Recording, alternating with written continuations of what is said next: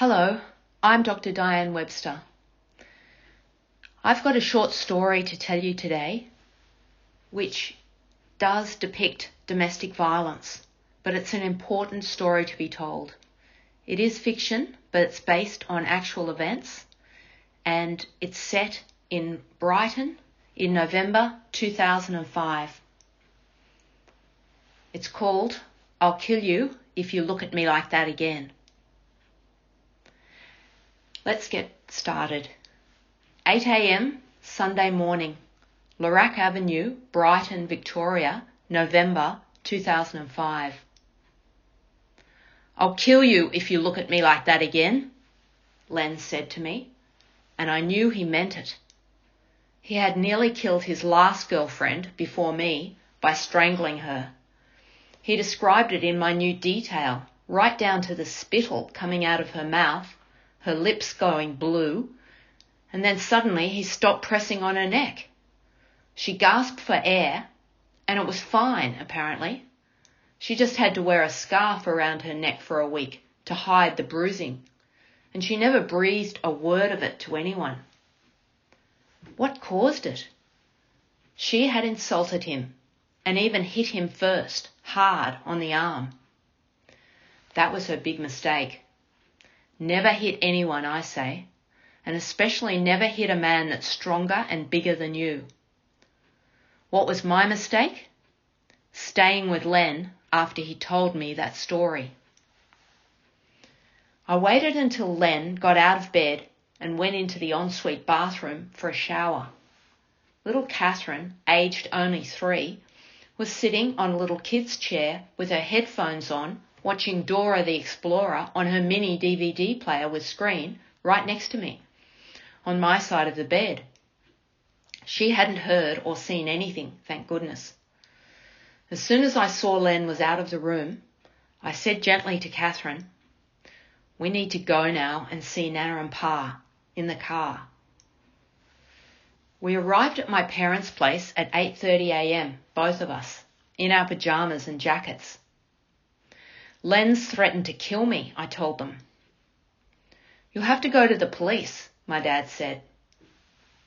But it's more complicated than that, I'm thinking. My other 2 sons from my previous marriage are still in the house with Len. I knew they were safe. He only wanted to kill me, not them. Also, they were strapping teenagers now, aged 13 and 15. They will be entertaining themselves all morning with Nintendo, breakfast, and video games, not even interacting with Len. I realised I had to go back to the house and pretend nothing was wrong, get dressed, and then get to the police when I could, which would probably be Monday, since it was the weekend. I also rang the domestic violence hotline while I was at my parents' place, and they advised me to get an appointment on Monday at Marriage Guidance Counselling Victoria. So what had caused Len to threaten to kill me? Apparently, I wasn't paying him enough attention. "In the house, the kids come first, then your mother and father, then the dog, and then me," he had said.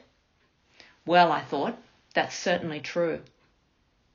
Had our relationship ever been good? I wondered. Certainly in the early days before we married, there had been some great times. We went on sea kayaking trips together and camping in the Whitsundays when we lived in North Queensland. We both loved the outdoors and adventures. We had a practice together in Mackay, he as an optometrist, me as an ophthalmologist. But things turned bad after we married. One night, around 8:30 p.m, when I was reading the boys a story back in 1999, before Catherine was born, he came into the bedroom and threatened to hit me. He was tired and he had just come home from work, and I didn't stop reading the boys a story as soon as he came inside. He expected me to immediately drop whatever I was doing and focus all my attention on him. He burst into the bedroom with expletives and his fist raised, coming towards me. But I was ready for it.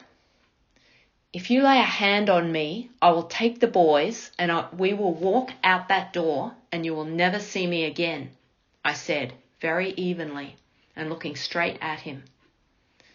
He put his arm down and turned his back, walked out the door and slammed it after him. He never laid a physical hand on me after that, but the emotional and psychological abuse was horrendous and unrelenting. Fast forward to December 25, Christmas night, Larac Avenue, Brighton, 2005. I knew Christmas Day was going to be a bad one. They had all started drinking from breakfast. Sandy, aged 26, and young Leon, 25, were Len's sons from his previous marriage, had arrived the day before to spend Christmas with their father. They were steadily drinking beers throughout the day, and things weren't too bad, but I knew from previous episodes just like this that it would all deteriorate after 5 p.m. They started drinking spirits from 5. Once they started with the rum and gin, the hard stuff, then the insults started flowing between the three of them. "We're always playing happy families, aren't we, Dad?" Sandy said. "But it's all a grand illusion. You've never been there for us, Dad. You're the one that's the effing loser, not us." It quickly deteriorated to Leon biting Sandy and nearly taking his little finger off. Blood was flowing now. Len was threatening to belt both his sons, and Andy threatened to punch Len's lights out and had his fists up ready to strike. "We've got to call the police," I said to my own sons, Richard, now 15, and Patrick, 13, who were sitting on the sidelines of this, observing everything, saying nothing. Little Catherine, only 3, was sitting on the bottom step of the staircase, not saying a word. My 3 children were used to these outbreaks and had learned to keep quiet and not escalate the situation. "They'll hit each other soon and someone is going to get hurt," I said again quietly to my sons.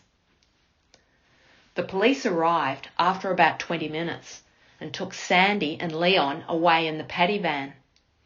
I felt so guilty that I was responsible for this, but it certainly diffused the situation, and everyone that was left in the house just went to bed after they'd gone. Next morning, I went out to take the dog for a walk and found Sandy and Leon sleeping on the grass in the front yard. They wouldn't speak to me because they were so angry at me for calling the police. They just walked inside the house and went to sleep on the floor in the front room. Apparently, the police had dropped them off at a youth hostel in St Kilda to spend the night, but they hadn't gone in. "Once the pigs had left," said Sandy, "we just walked all the way back to the house, climbed the fence, and since the door was locked, had to sleep the night on the grass on the front lawn. At least it was a warm night, but the mozzies were vicious." So back to November 2005, after Len threatened to kill me, I did go to the police and ask about getting a restraining order. The Brighton police didn't take me seriously though. They just said, "Why don't you just leave him?" How could I leave him, I thought. I have 3 children to care for, 2 are in private secondary school, and Catherine is in 3-year-old kinder as a private kindergarten with all the fees to pay. I have a mortgage on the house we're living in, costing $10,000 a month. I had just prolapsed all the cervical discs in my neck a month before. That was due to a repetitive strain injury from examining and performing laser on my patients on the slit lamp as part of my job as an ophthalmologist. Since I had lost the power of my left arm due to the injury, I had to stop my work as an ophthalmic surgeon. I had no other form of income. How could I disrupt my children's lives by removing us all from the house and leaving Len there alone? I simply couldn't afford to live anywhere else. There is no way he would leave the house, and I couldn't make him. He was stronger than me, and he could hurt me or my children. No, there was nothing I could do but go home and pretend there was nothing wrong and just try and be nice to him. Luckily for me, Len moved to Queensland at the beginning of 2007, a year later, to start medical school at James Cook University in Townsville. During 2006, I was able to sell the house in Brighton and rent a cheaper home in Hampton. I was particularly nice to Len all through 2006. But we, the family, were always walking on eggshells, trying to prevent his outbursts. But it was an impossible task. Every single day, there was an explosion of expletives and derogatory language aimed at myself and or the children. "You stirred me up, Alice. You shouldn't have started this because I'll have to finish it," Len would say. I breathed a sigh of relief when he finally left for Queensland. We, Richard, Patrick, Catherine and I, were all able to start a new life in February 2007 after Len left for the north. Richard and Patrick's grades at school improved dramatically once Len was gone, as did their behaviour. Catherine was happy at school. I started my academic job at Monash University and we were all better off now that the abuser had left. That's the end of the story. Thanks for listening. And for more stories, go to my YouTube channel at Dr. Diane Leslie Webster. And also I have a collection of my short stories available on Amazon, which is called 4 Ways to Die at Riverside Towers. I hope you have a wonderful day today, doing something that you love with the people that you love.